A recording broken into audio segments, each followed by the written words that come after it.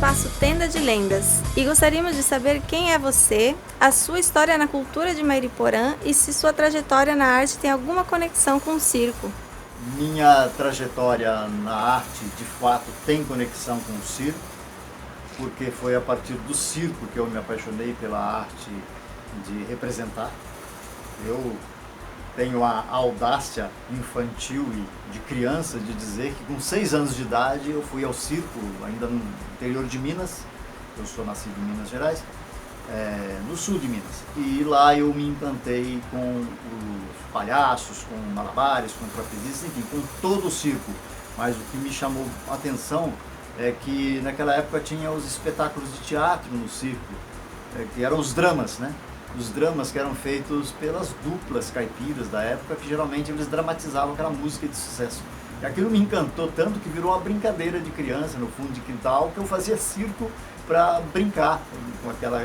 E queria fugir com o circo, mas imagina, uma criança de 6 anos, a orelhinha velha, papai e mamãe vinham, opa, volta pra cá. Bom, então é isso. E aí eu tenho essa ligação, sim, essa conexão afetiva com o circo, tanto que a maioria dos espetáculos que depois eu montei como adulto, já como profissional, desde amador, sempre tem essa pegada da gag, né, de algum número de circo, de humor, de comédia, essas brincadeiras, tá? E assim, então, depois com o tempo nós viemos para Mariporã. Eu vivo em Mariporã desde 1968. E aos 13 anos, 14 anos já fazia teatro na escola e tal. Acabei entrando para um grupo de teatro amador que existia aqui em Mariporã em 76, 77, que era o Saltimbancos. E ali eu comecei a engrenar no teatro. Em 84 eu criei um grupo de teatro na escola onde eu estudava, chamado Grupo Teatral Transição, que era o período político, inclusive, que passava o Brasil, o período de transição política.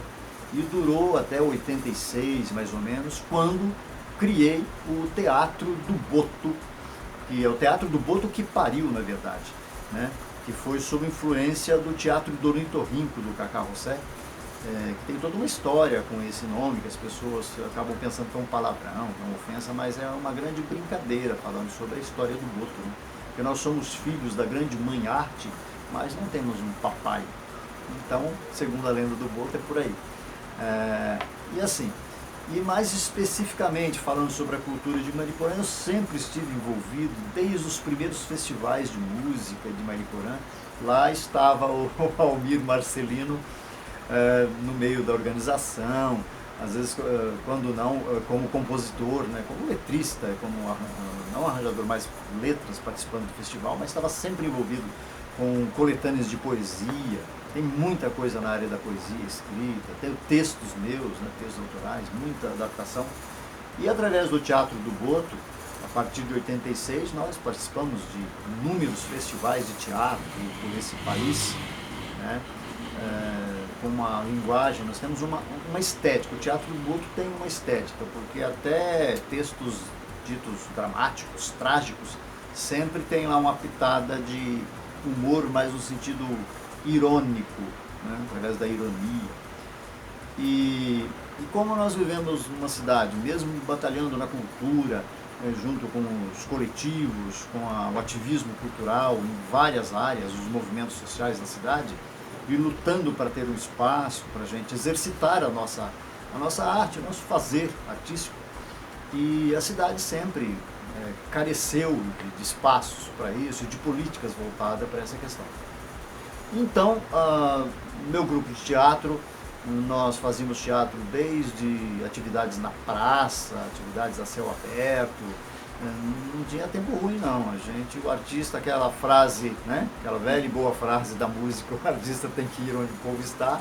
Lá estava o Teatro do Boto metendo as caras e botando a cara a tapa.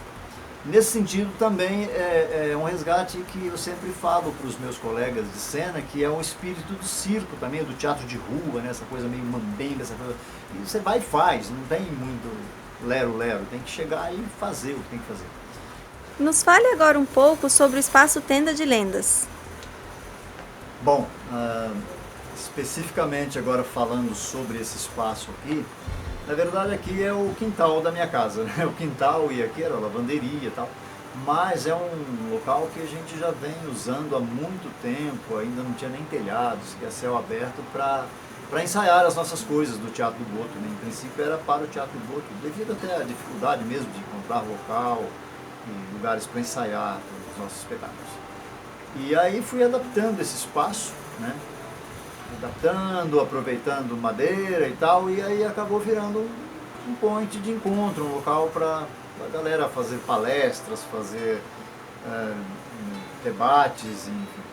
Aí a partir de 2013, mais ou menos, que nós começamos já a utilizar mais mesmo como ponto de cultura, né? Ponto de cultura, espaço tenda de lendas, aí ficou ponto de cultura, tenda de lendas.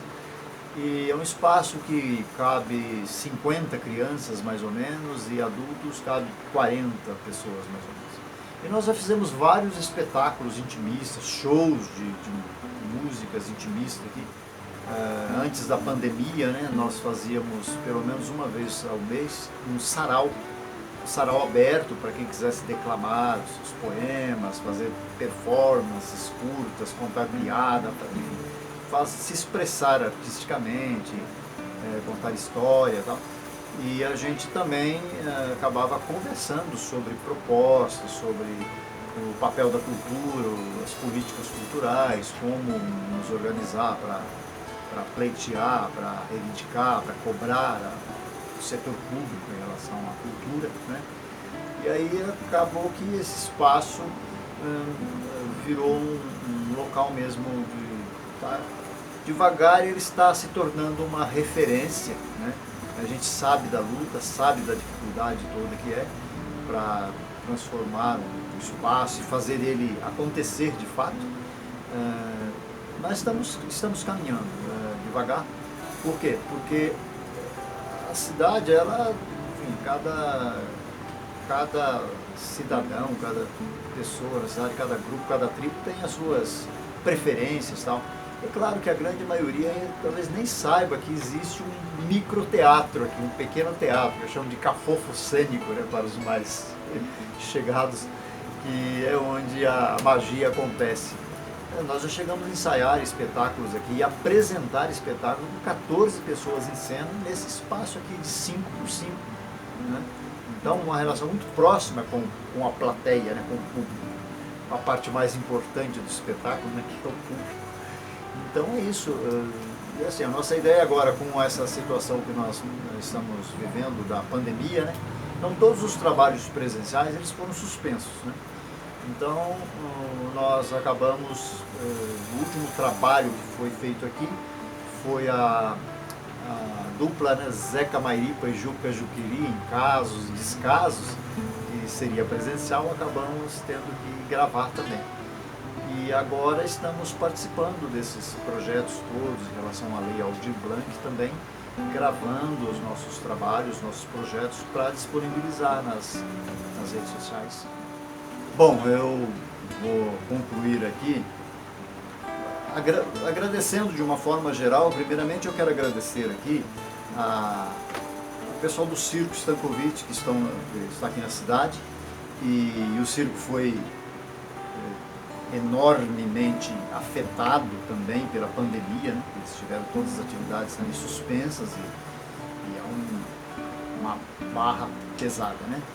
E eles estão aqui, eu estou fazendo essa entrevista, dando esse depoimento para eles que me deram essa oportunidade de gravar esse depoimento.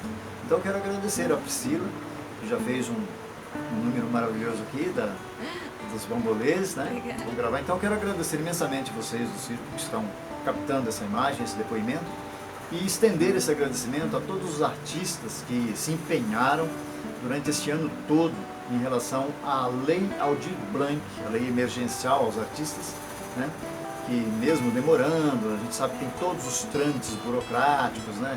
Vai para lá, tem jurídico, tem isso, tem aquilo, mas enfim, o que importa é que a lei saiu, né? Foi aprovada e vários projetos de artistas de Mariporã foram contemplados por essa lei. Quero agradecer ao Conselho Municipal de Cultura, a cada um, não vou nominar as pessoas envolvidas, porque são tantos amigos, tantas pessoas que participaram incansavelmente para que a Lei Aldir Blanc fosse regulamentada, aprovada, a verba disponibilizada e os projetos aprovados, né? Vou abrir uma aspas aqui para fazer uma citação. Eu quero agradecer a Vanessa Aparecida, tá? Presidente do Conselho de Cultura, que esse ano, mamãe aí, com bebezinha de cola, nossa princesinha, e ela batalhou o que pôde, né, com as forças que ela tinha, com as pernas que ela tinha, para também ajudar a viabilizar, tá bom? Então esse é meu agradecimento e um abraço, um beijo grande no coração de todos e que todos esses projetos aconteçam brilhantemente. Vou perguntar. Estamos aqui com a Mariana e o Ricardo, os maçonetos. Compartilhe conosco a história de vocês dentro da cultura de Mairiporã. Bastante história. A gente chega aqui em Mairiporã, a gente é de Ribeirão Preto, né, natural de Ribeirão Preto. E a gente chega aqui em 2006 com um foco muito nítido de trabalhar em São Paulo. O Ricardo é músico, compositor há muitos anos. E veio com a banda. Grupo pronto. Isso, a banda pronta, montada, todo mundo de Ribeirão Preto direto para Mairiporã. E aí começa o trabalho na noite para sobrevivência e tudo mais. Em 2010, a gente começa a encasquetar com Mairiporã. A gente fala, a gente tá morando aqui, essa cidade é maravilhosa e não acontece nada aqui. Tinha uma agenda em torno de 130 shows por ano, mas tudo em São Paulo e interior. Mairiporã a gente nunca tinha feito uma apresentação em nada. 4 anos. E aí isso começou a dar uma indignada na gente, assim. E aí a gente, em 2010, então, se junta com o professor Ayrton, o querido Ayrtinho, e começa a fazer umas noites que a gente chamava de Noite Oito Cultural. E aí ela tinha um foco muito da música autoral, né? Aquela coisa de trazer os grupos e tal. E a gente trouxe grupos relevantes hoje da música brasileira pra cá. E aí a gente começou a perceber que o buraco era mais embaixo, a cidade não estava preparada nem para receber as coisas de mão beijada, assim.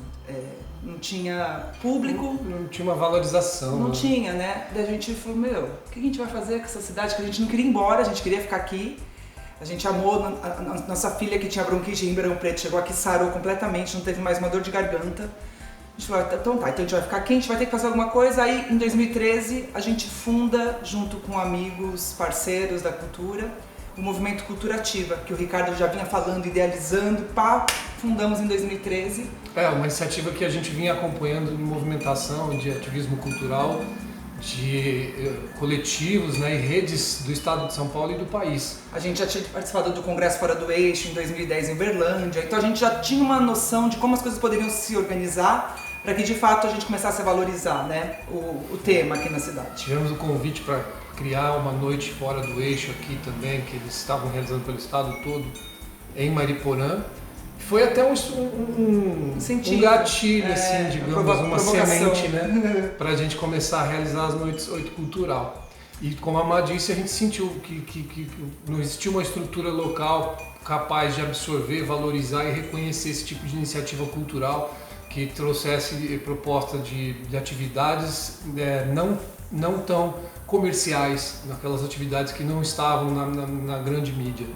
E foi quando nós encontramos nenhuma facilidade e todas as dificuldades que a gente começou a perceber que a gente tinha que trabalhar um ativismo focado nas políticas culturais. Aí política cultural era o que faltava para a cidade, e aí em 2013, com o Movimento Cultura Ativa, a gente levanta a bandeira do Sistema Municipal de Cultura, que é o sistema que faz com que o município se adeque ao plano, ao conselho, à participação social intensa, a um plano. E aí a gente então em 2013 um fundo específico de cultura. E então em 2013 a gente levanta essa bandeira fortemente. O Movimento Cultura Ativa é importante dizer também que ele começou com 6 pessoas dentro de uma sala, mas chegou a ter reunião com 70 pessoas numa segunda-feira. Reuniões semanais a gente fazia. E aí então a gente conseguiu essa proeza, né, de sistematizar o município. Um processo que começou em 2013 e terminou em 2016. Terminou em 2016, quando a gente conseguiu aprovar a última das leis. E foi importante também a gente conseguir aglutinar as pessoas em torno dessa temática, conseguir, durante esse processo de 2013 a 2016, trabalhar uma série de atividades que abriu o horizonte dos produtores culturais locais. Então, e aí, beleza, o sistema está formado, né? Isso fez com que a gente tivesse um pouco mais de capacitação na nossa classe. É claro que a gente precisa melhorar muito, avançar demais, Mas os primeiros passos, o alicerce da casa, ele está construído com uma fundação bem feita.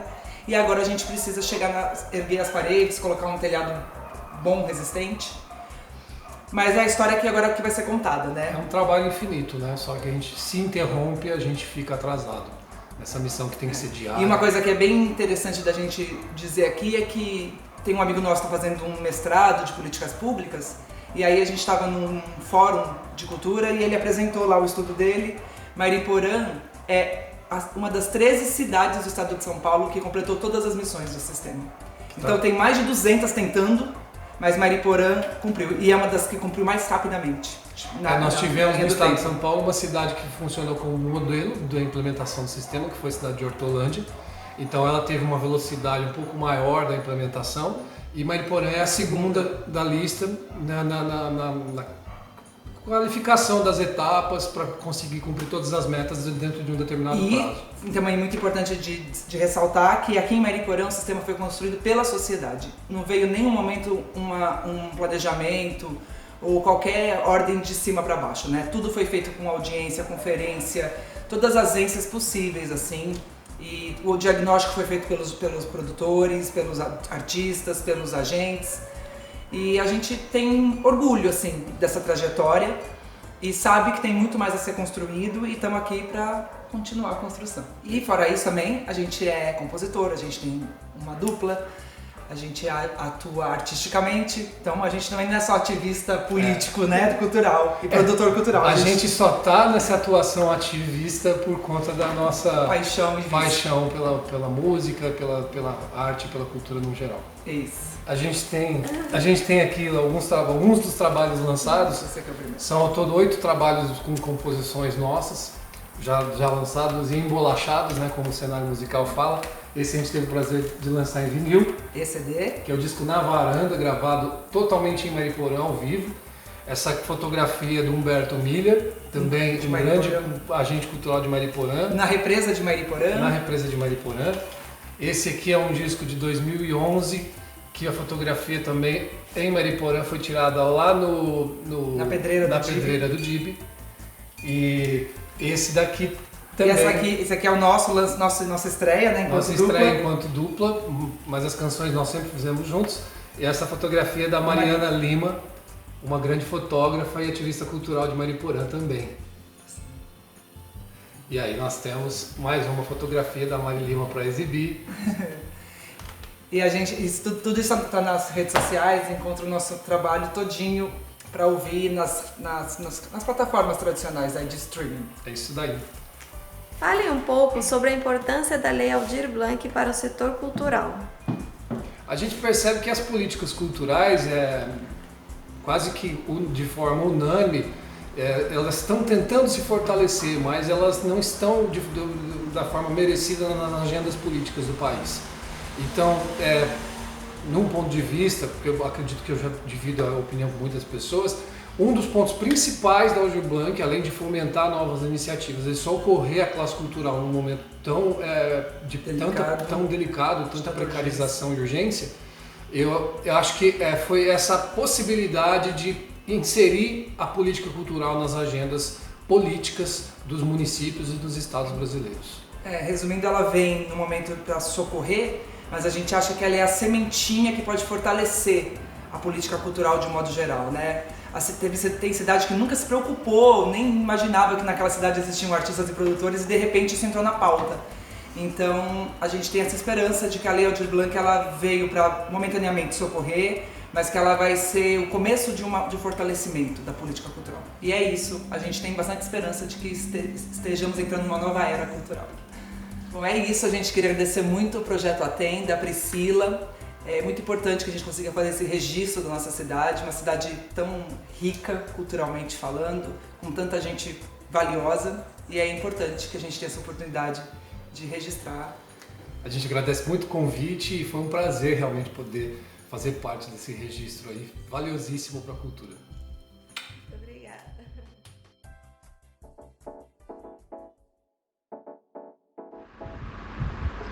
Estamos aqui com Vanessa Silva, uma das principais ativistas culturais de Mariporã.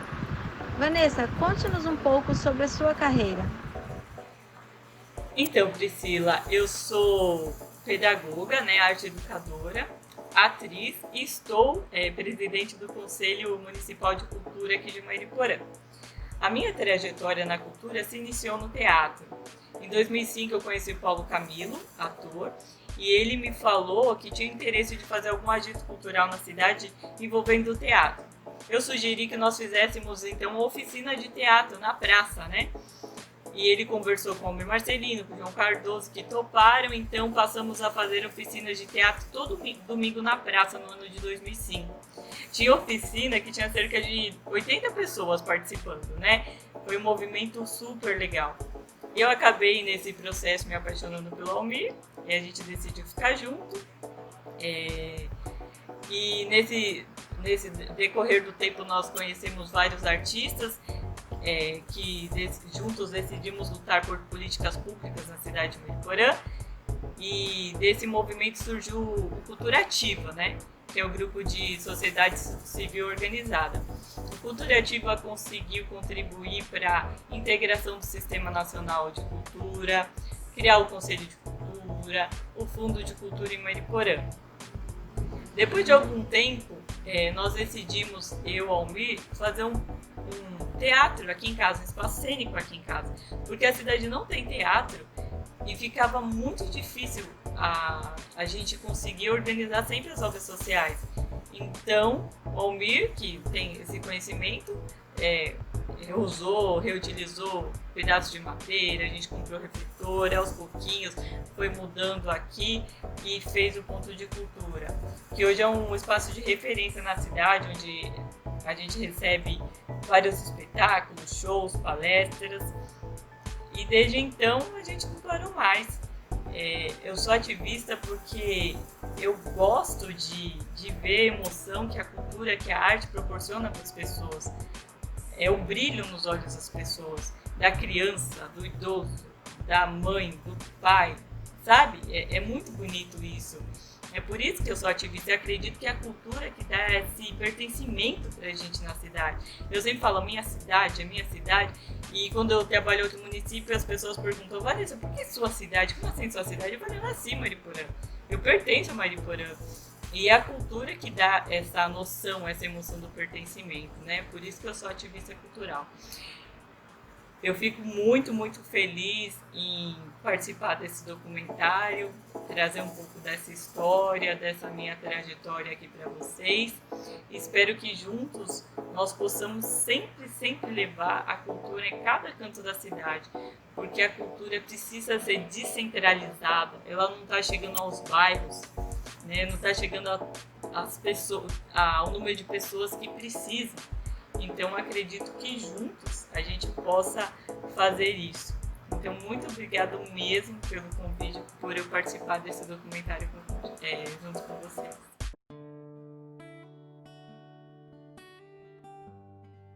Estamos aqui com o artista plástico Cláudio Veneranto. Conte-nos um pouco sobre a sua carreira aqui em Mariporã. Minha trajetória aqui em Mariporã, ela aconteceu por acaso. Eu venho de São Sebastião, que era assessor cultural, vim para a fábrica de cultura na Cachoeirinha e vim passear aqui no Velhão, que é Mariporã, Estrada Santa Inês, número 3000. E até então eu tô vai fazer 8 anos que estou aqui em Mariporã. E montei o meu centro cultural, onde que expõe o meu trabalho e à disposição de todos que vierem me visitar. E faço o possível para ser bem recebido e sair com uma boa imagem do artista Cláudio Veneranto. Tenho 42 anos de arte, de escultura, onde cheguei em Embu das Artes em 74 e ali iniciei a minha carreira como artista plástico. E eu representei Embu das Artes, representava Embu dentro dele e fora dele. E eu fiquei 30 anos em Embu das Artes. Então, o meu trabalho, ele pegou porque o meu tema é materno, então eu vou mostrar um pouco do meu trabalho para vocês. Essas são as mães, né? Essa está em pau-brasil. Aqui é o meu carro-chefe, onde tem gêmeos dentro da barriga. E eu costumo soltar eles, esse está preso no cordão umbilical. Então, são africanas, né? E depois eu fui fazendo mais trabalho, porque quando eu apresentava em Embu, eu fazia feira que chama FIA Encarte, que é uma feira internacional. Eu fazia Urbis, fazia Revelando São Paulo e fazia Mapa Cultural Paulista. Premiação, assim, quase que não dá para falar todas, porque toda a exposição que eu participei sempre saí premiado. Eu nunca saí sem nada ou só muito obrigado. Né? Sempre trouxe uma medalha, sempre trouxe um troféu, sempre trouxe um parabéns, sempre trouxe gentileza, amizade. É isso que a gente ganha. Então é um pouco difícil, porque tudo depende de alguém que está por fora abraçar a gente. Porque se não tiver quem abraça a gente, não tem como. A gente tem que parar de fazer aquilo que a gente mais gosta de fazer.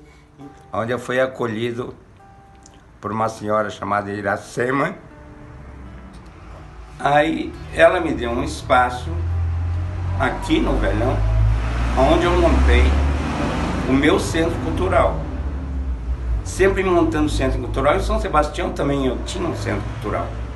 Então aqui eu montei um centro cultural, onde é bem-vindo todos, um pintor, um artesão, enfim, é um espaço que é do Velhão, né, que eu ganhei esse espaço para expor, não sei até quando. E esse espaço cultural, ele está aqui na Estrada Santa Inês, 3030, que pertence ao Velhão. Estamos aqui com Edson Caeiro, ator e um dos principais ativistas culturais de Mariporã. Edson, nos fale um pouco da sua carreira. Sou Edson Caeiro, ator, produtor cultural, e eu tenho a minha formação em teatro, mas também passei pelo circo. Eu fiz um pouco de circo no Tendal da Lapa, com a família Romero, um circo picadeiro, né? E foi a partir daí que eu tive um outro olhar também para a cultura popular. E isso me ajudou bastante. Então, eu tenho uma visão ampla que o teatro, a arte, é para todo mundo. E onde que eu me enquadro nessa questão de produtor e ator cultural em Mariporã? Eu tenho ajudado aqui a fortalecer a classe artística de Mariporã.